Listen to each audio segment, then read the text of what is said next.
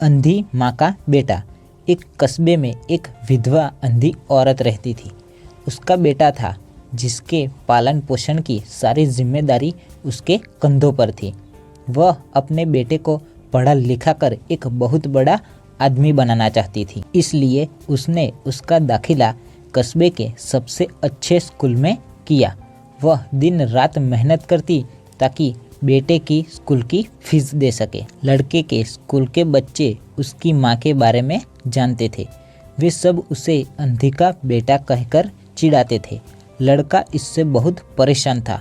उसे अपनी माँ पर शर्म आने लगी थी। जब लड़का बड़ा हुआ तो उसकी शहर में अच्छी नौकरी लग गई। उसने अपनी माँ से वादा किया कि शहर में मकान लेकर वह उसे लेने आएगा, लेकिन वह शहर गया तो फिर लौटकर वापस नहीं आया।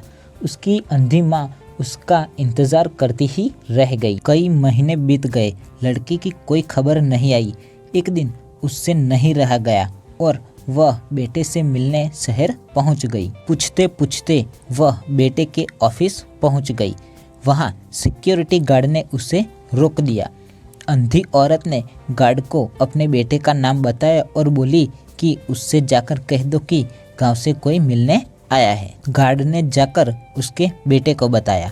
बेटे ने ऑफिस की खिड़की से देखा तो उसे अपनी माँ गेट के बाहर खड़ी नजर आई। वह ऑफिस में सबके सामने अपनी माँ की वजह से शर्मिंदा नहीं होना चाहता था। उसने कहला दिया कि वह ऑफिस में नहीं है। अंधी औरत वहाँ से चली गई। शाम को वह लड़का ऑफिस से घर जाने के लिए निकला। रास्ते में एक जगह काफ़ी भीड़ जमा थी। वह अपनी गाड़ी रोककर भीड़ के पास पहुंचा और बीच सड़क में अपनी माँ को मारा हुआ पाया। उसके हाथ में एक चिट्ठी थी जिसमें लिखा था, बड़े दिन हो गए थे, तेरी कोई खबर नहीं मिली। चिंता हो रही थी, इसलिए तुझसे मिलने चली आई। तू तो अब बड़ा आदमी बन गया है। तुझसे मिलना अब शायद मुझ गरीब की किस्मत में नहीं, लेकिन मैं बहुत खुश हूँ तेरे लिए। तूने अपना ही नहीं मेरा भी सपना पूरा किया है। मलाल ये है कि तेरी तरक्की देख नहीं सकती। काश बचपन में तेरी आंखों में सरिया न घुसा होता और मुझे तुम्हें अपनी आंखें न देनी पड़ी होती तो तेरी तरक्की अपनी आंखों से देखकर सुकून से मरती। तेरी अंधी माँ। ये पढ़कर लड़का फुट फुट कर रोने लगा।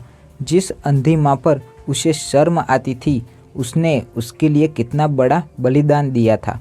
वह आत्मग्लानि से भर उठा था और जिंदगी भर खुद को माफ़ नहीं कर पाए। तो दोस्तों, माता पिता अपने बच्चों के लिए अपना सर्वस्व निछावर कर देते हैं। उनका हमेशा सम्मान करना चाहिए। दोस्तों, आपको ये स्टोरी अच्छी और वैल्यूबल लगी हो तो जल्दी से लाइक और चैनल को सब्सक्राइब कर देना ताकि आपको हर रोज़ ऐसी वीडियो मिलती रहे।